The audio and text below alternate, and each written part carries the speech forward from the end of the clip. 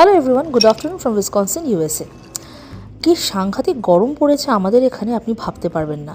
প্রায় 38-39 টেম্পারেচার চলছে। এই গরমে যদি একটু বরফ দিয়ে শরবত না খেতে পারি তাহলে কি এরম বলা যায় বলুন তো। তাই একটু সময় নষ্ট না করে আমি আর মিস্টার দিয়ে চটপট গিয়ে কিনে আনলাম একটা আইস মেকার।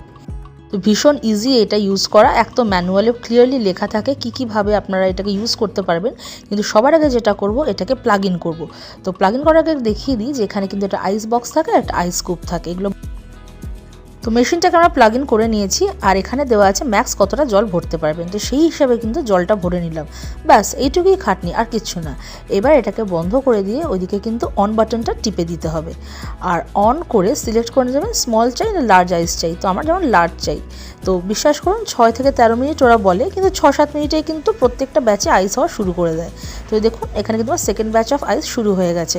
এরম না যে একবারে পুরোটা আইস হয়ে যাবে, কিন্তু প্রত্যেক 7 মিনিটে ওরা কিন্তু বরফ বানাতে থাকবে, আর যেই হয়ে যাবে ওখানে ব্লিঙ্ক করতে থাকবে যে আইস ফুল, আপনারা তুলে নেবেন, বাকি বরফটা ওরা বানাবে।